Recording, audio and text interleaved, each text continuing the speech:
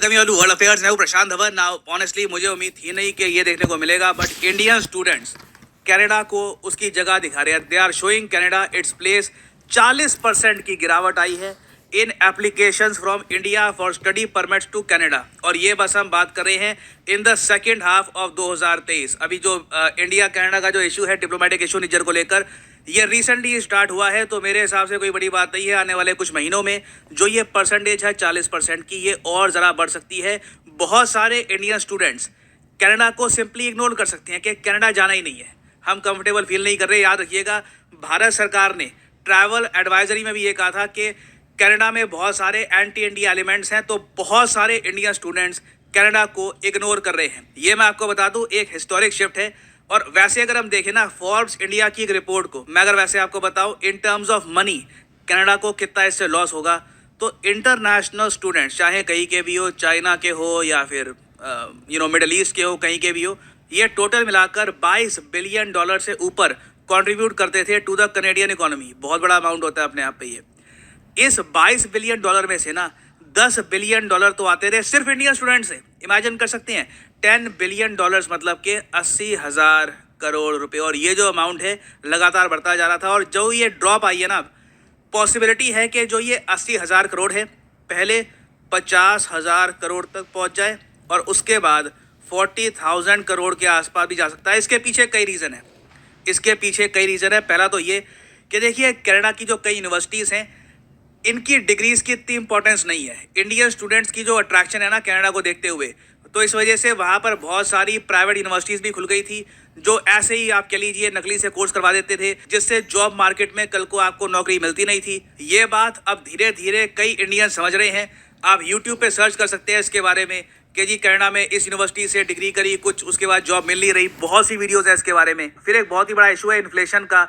Job opportunities overall Canada में काफ़ी कम है। और फिर रिसेंटली जो इंडिया कनाडा का जो डिप्लोमेटिक इशू सामने आ गया है ना, उससे तो आप कह लीजिए इंडियन स्टूडेंट्स अब बिल्कुल इग्नोर कर रहे हैं कनाडा को। नाउ क्या कनाडा अपनी तरफ से कोशिश कर रहा है कि ये पैसा जो सीधा सीधा इनकी इकोनॉमी में पहले पंप हो रहा था, ये वापस आ जाए? बिल्कुल।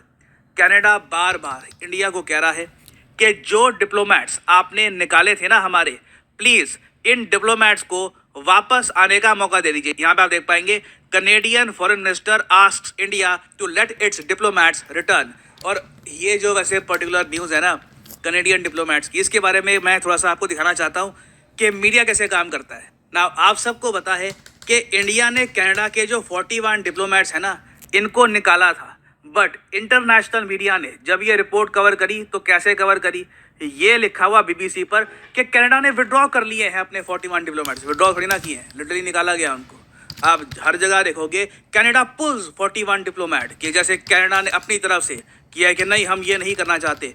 और मैं नोटिस कर रहा था सिर्फ रशियन मीडिया ने, अगेन रशियन मीडिया ने इसलिए नहीं क्योंकि रशिया हमारा दोस्त है, नहीं, रशिया ने अलग रिपोर्टिंग इसलिए करी है क्योंकि कनाडा के साथ इनके रिलेशंस काफ़ी ख़राब हैं। तो यहाँ पे आप अगर नीचे देखोगे, ये स्पुतनिक का मैंने एक आर्टिकल देखा था, बहुत स्क्रॉल करने के बाद एक आर्टिकल मिला मुझे यहाँ पर स्पुतनिक का, जिसने जेन्युइन हेडलाइन पोस्ट करी थी कि 41 Canadian diplomats leave India after Delhi threatens to revoke their immunity. पूरी बात कि असल में हो क्या रहा है।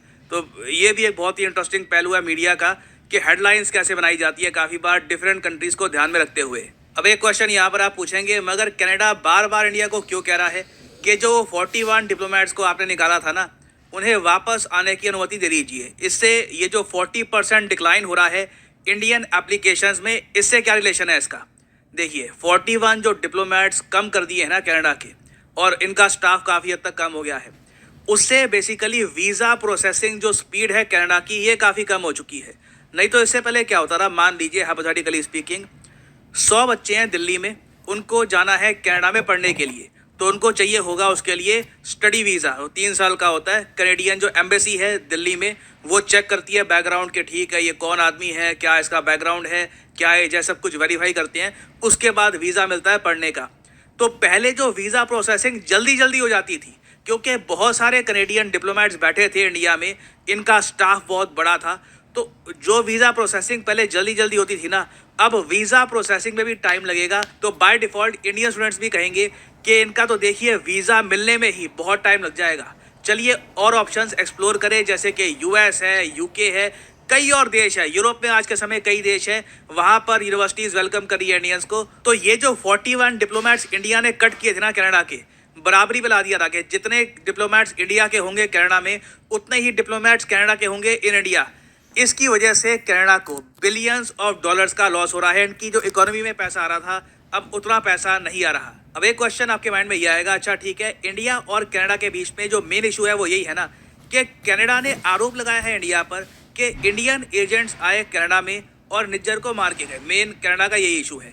सेम आरोप यूएस लगाता है कि जो इंडिया के जो एजेंट्स हैं, इन्होंने पन्नू को मारने की कोशिश करी ना। यहाँ पे ना हमको समझना होगा कि दोनों कंट्रीज में फ़र्क क्या है। कनाडा ने पहली बात तो जो इंडिया पे आरोप लगाया है, वो इनके प्राइम मिनिस्टर ने इनके पार्लियामेंट में खड़े होकर ये आरोप लगाए हैं, और उसके बाद कनाडा ने इंडिया के साथ कई मीटिंग्स भी कैंसिल कर दी। जो हमारे एक डिप्लोमेट स्टेशन थे कनाडा में, उनको भी बोल दिया कि आप वापस जाइए। उसके बाद इंडिया ने रिटेलिएशन करी है। यहाँ पे आप देख पाएंगे, बाय द वे, इंडिया ने कहा है कि Canadian senate speaker G20 event की मीटिंग स्किप करेंगे। आप बताइए, G20 मीटिंग स्किप करना, ये काम चाइना करता है। ये काम आप कह लीजिए कभी कभी जैसे पाकिस्तान के प्रेम में आके टर्की कर देता है। ये बहुत ही ज़्यादा अजीब है कि कनाडा ने एक G20 मीटिंग तक स्किप कर दी। वेराज यूएसए का केस आप अगर देखो बहुत अलग है। कोई भी इंडिया यूएस की मीटिंग कैंसिल नहीं हुई है पन्नू के केस को लेकर। जो निखिल गुप्ता का केस है, उसकी वजह से ऐसा नहीं हुआ कि 2+2 मीटिंग कैंसिल हो गई, इंडिया यूएस का युद्धाभ्यास कैंसिल हो गया, कुछ भी नहीं। ना जो बाइडन ने इसके बारे में कोई कमेंट करी अभी तक। ऐसा नहीं है कि जो बाइडन अपने देश के सामने गए कि एक इंडियन आए, उन्होंने कोशिश करी ये सब करने की, नहीं। उन्होंने कहा इन्वेस्टिगेशन करते हैं। इंडिया ने कहा ठीक है, पैनल फॉर्म करते हैं, देखते हैं हुआ क्या था। अभी तो जांच पड़ताल हो रही है। अभी तो यूएसए ने भी नहीं कहा कि ये बात कंफर्म हो चुकी है, यूएस भी कह रहा है कि अभी हम जांच पड़ताल कर रहे हैं। तो ये एक तरीका होता है एक इशू को आगे बढ़ाने का। कनाडा ने देखिए ऑब्वियसली इस पूरे इशू को पॉलिटिसाइज करने की कोशिश करी थी। इसी वजह से आज के समय इंडिया के साथ इनके रिलेशंस बहुत ज़्यादा खराब हो रहे हैं, और ये जो परसेंटेज आप देखोगे ये लगातार बढ़ती रहेगी। और फाइनली यहाँ पे मैं आपसे एक क्वेश्चन भी पूछूंगा, जिसका आंसर आप सब लोग करोगे कमेंट सेक्शन में। मरापी वॉल्केनो आजकल काफ़ी न्यूज़ में है, कई लोग मारे गए हैं इसके इरप्शन की वजह से। 22 लोग मारे गए हैं, बहुत ही ज़्यादा न्यूज़ में है मरापी वॉल्केनो। बताइए कि ये वॉल्केनो कहाँ पर लोकेटेड है।